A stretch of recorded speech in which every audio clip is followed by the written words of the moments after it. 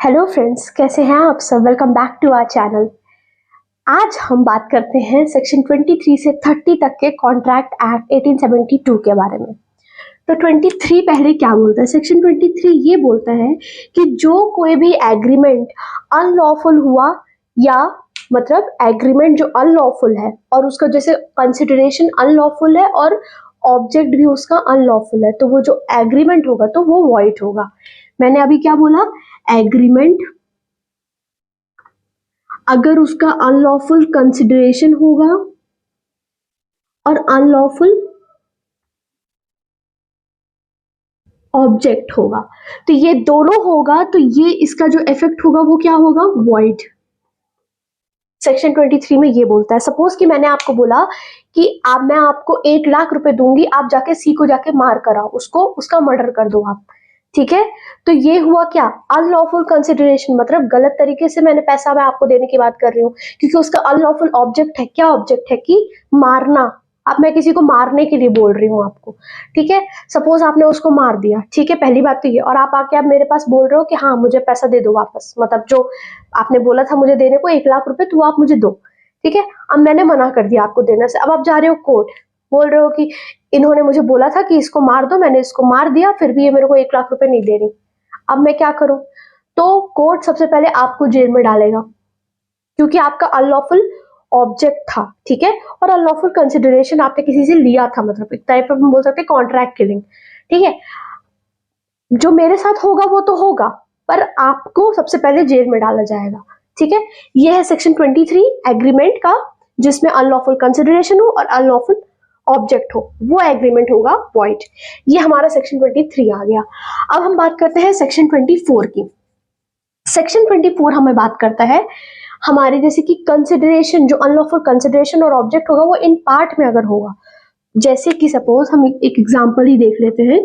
Suppose कि मैंने आपको बोला कि आप मेरे लिए 100 रुपए का राइस लाओ, ठीक है, प्लस 200 रुपए का ड्रग्स लाओ। अब क्या ये जो एग्रीमेंट मैंने आपसे किया है या आपने मेरे से किया है, तो क्या ये वॉइड हो जाएगा या वैलिड होगा? क्या होगा? ये होगा वॉइड। क्यों वॉइड होगा? क्योंकि इधर अनलॉफुल चीज है, ड्रग्स अनलॉफुल है ना, गलत चीज है, तो इसको हम अनलॉफुल बोलेंगे। लेकिन अगर मैं इसकी जगह प्लस मतलब एंड को अगर मैंने हटा दिया और इसकी जगह मैंने रखा और, मतलब कि आप मेरे लिए या तो 100 रुपए का राइस लाओ या आप मुझे 200 रुपए का ड्रग्स दो। तो अब इसमें क्या होगा? ये हमारा होगा जो 100 रुपए का राइस है ना, वो लॉफुल है, तो इसका इन्फोर्समेंट होगा। पार्शली ये लॉफुल है, पार्शली अनलॉफुल है। ठीक है, हम ये बोल सकते हैं। तो और इसका जो होगा ये वॉइड हो जाएगा एग्रीमेंट। ठीक है, तो सेक्शन 24 यही बोलता है कि जो एग्रीमेंट लॉफुल है उसका इन्फोर्समेंट होगा, और जिस एग्रीमेंट का जो एग्रीमेंट अनलॉफुल है तो वो खत्म हो जाएगा, वो एग्रीमेंट कॉन्ट्रैक्ट बनेगा ही नहीं। ठीक है, ये राइस होगा, आप मुझे राइस दोगे, पर वही चीज अगर मैंने प्लस लगा दिया तो ये पूरा एग्रीमेंट ही वॉइड हो जाएगा। ठीक है, भले ही वो लॉफुल है कि अनलॉफुल है। अब हम बात करते हैं सेक्शन 25 की। हमने कल बात जैसे कर ली थी, तो अब हम नेक्स्ट हमारा सेक्शन है सेक्शन 26। सेक्शन 26 हमको बोलता है रिस्ट्रेन ऑफ मैरिज। अगर मैरिज में किसी कोई रिस्ट्रेन लगा रहा है, रोक टोक कोई कर रहा है, तो वो हो जाएगा वॉइड। ये वॉइड हो जाएगा, पर इसका एक एक्सेप्शन है, वो है माइनर। मतलब माइनर की शादी रोकना है, माइनर की शादी नहीं होगी, उनको शादी करने से रोकना, या वो खुद अपने आप को रोक सकते हैं। ठीक है, तो ये वॉइड नहीं होगा। पर रिस्ट्रेन ऑफ मैरिज अगर माइनर ऊपर, मतलब 18 साल से ऊपर के हैं, दोनों वयस्क हैं, दोनों समझदार हैं, समझने की कैपेबिलिटी रखते हैं, ठीक है, कि इसकी क्या रिजल्ट होगा, क्या इसका कॉन्सिक्वेंसेस होगा, तो ये वॉइड हो जाएगा अगर किसी ने रोका या उन्होंने खुद भी अपने बोला कि हम, वो होते हैं जैसे कि बोलेंगे नहीं हम बाल ब्रह्मचारी रहेंगे, अगर आपने ऐसा एग्रीमेंट कर भी लिया तो वो वॉइड होगा। पर अगर माइनर है वो आदमी, वो बच्चा माइनर है, मतलब 18 साल से नीचे का है, या लड़की है 18 साल के नीचे की, तो उसमें रिस्ट्रेन ऑफ मैरिज हो सकता है, तो फिर चाइल्ड मैरिज के केस में अंदर जाएंगे, है ना। तो इसलिए माइनर के केस में ये वॉइड नहीं होगा, पर जनरली ये वॉइड हो जाएगा। ठीक है, अगर कोई वचन दे भी दिया शादी का तो वो एग्रीमेंट वॉइड है। शादी ना करने का मतलब, ठीक है। इसमें एक केस आया था हमारा राज्य रानी वर्सेस गुलाब रानी का। उसमें ये हुआ था कि एक ए था और इसकी बी और सी विडो थी, मतलब ए मर गया था तो बी और सी विडो हो गई, ठीक है। 2 वाइफ थी, दोनों वाइफ ने, अब क्या हुआ, दोनों वाइफ के बीच में ये कॉन्ट्रैक्ट हुआ कि अगर दोनों में से कोई एक भी शादी कर लिया तो उसका उस ए की प्रॉपर्टी में से नाम हट जाएगा, क्योंकि होता है कि हस्बैंड की प्रॉपर्टी पर वाइफ का हक हो जाएगा हस्बैंड के जाने के बाद।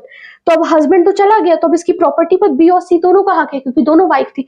तो उन्होंने अपना 50-50% बांट लिया उसकी प्रॉपर्टी का हिस्सा, ठीक है, दोनों 50-50% बांट लिए। अब वो 50% बांटने के बाद ये अब इन्होंने क्या बोल दिया कि भाई खत्म करो इसको, नहीं होगा ये। सी ने शादी कर ली, सी शादी कर ली, तो ये अब इसको प्रॉपर्टी का हिस्सा नहीं मिलेगा। क्यों नहीं मिलेगा? क्योंकि इसने शादी कर ली। अब कोर्ट ने बोला, अब ये बी बोलती है कि नहीं, हमने कॉन्ट्रैक्ट हुआ था हमारे बीच, तो कोर्ट बोलेगा ये आपने प्रॉपर्टी का रिस्ट्रेन किया था, मैरिज का रिस्ट्रेन नहीं हुआ था, तो ये वॉइड नहीं कहलाएगा। ये हमारा होता है सेक्शन 26। फिर आता है हमारा 27, ये हमारा ट्रेड के लिए बोलता है, ठीक है, ट्रेड में रिस्ट्रेन लगाने के लिए अगर करोगे तो वो वॉइड होगा, वो एग्रीमेंट वॉइड होगा, ठीक है। लेकिन उसका एक्सेप्शन है कि अगर आपने गुडविल सेल किया है तो आप डायरेक्ट कस्टमर को अपना प्रोडक्ट सेल नहीं कर सकते। दूसरा है कि अगर आप अपना रीजनेबल लिमिटेशन सही बताए हो और वो कोर्ट डिसाइड करेगी कि वो रीजनेबल लिमिटेशन कहाँ से, मतलब कि बी अगर सिखाने के यहाँ बी अगर सिखा रहा है कुछ अपना काम सी को, तो बी सी से बोल सकता है कि तुम 4 गली तक अपना दुकान मत लगाना। लेकिन अगर सी ने 5वीं गली से लगाया तो कोर्ट डिसाइड करेगा कि ये रीजनेबल लिमिटेशन था या नहीं, ठीक है। तो उसके लिए वो ट्रेड के लिए वो लिमिटेशन लगा सकता है।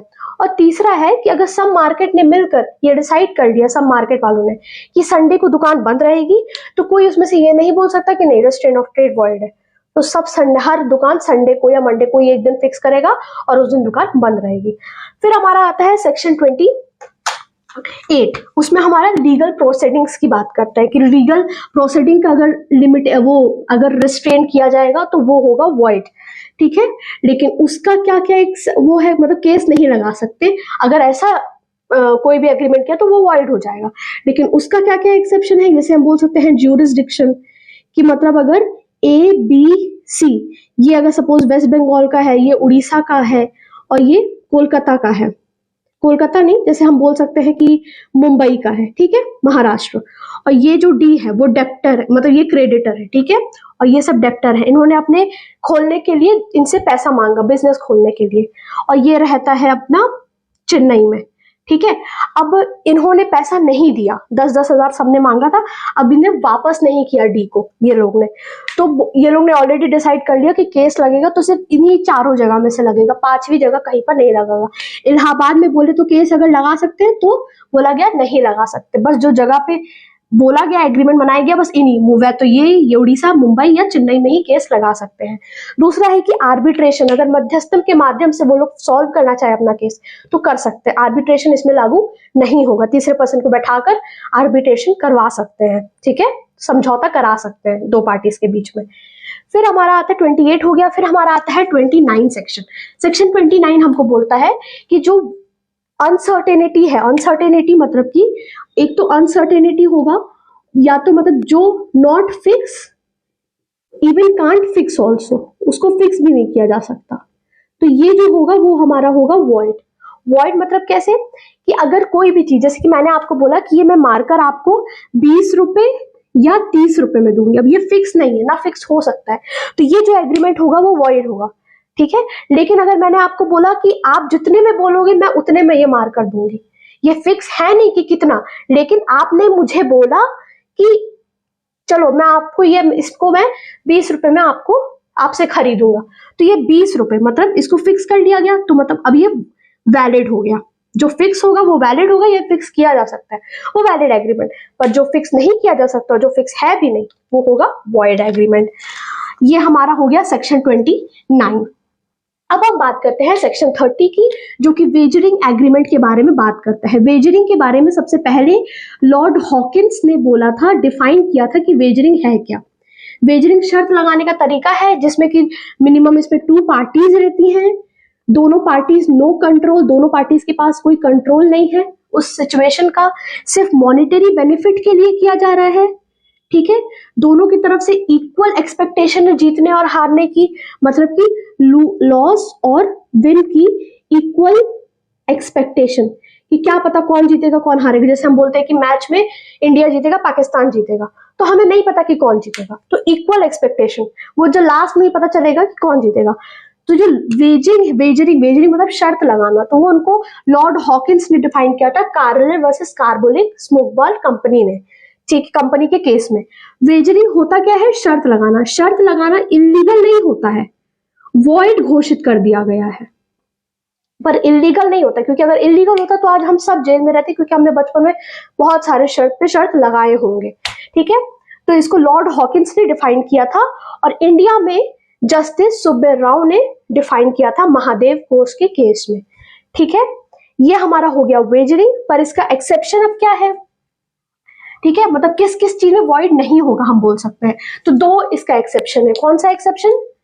एक तो इसका एक्सेप्शन है कि अपना जैसे कि जो पर्सनल स्किल है, पर्सनल स्किल मतलब अगर मैंने आपको बोला कि मैं आपके यहाँ पे आके, आपने मुझे बोला कि गाना गाओ आप, मैंने बोला ठीक है मैं आपसे 1 लाख रुपए गाने का लूंगी, आपने बोला ठीक है, तो ये अब जो है हमारे बीच में जो लगी है शर्त कि अगर मैं गाई तो आप मुझे 1 लाख दोगे, तो पर्सनल स्किल अब इसमें वैलिड रहेगा, एग्रीमेंट वैलिड रहेगा, मतलब मैंने अगर आपके यहाँ पे आके गाना गाया तो आपको मुझे 1 लाख रुपए देना पड़ेगा।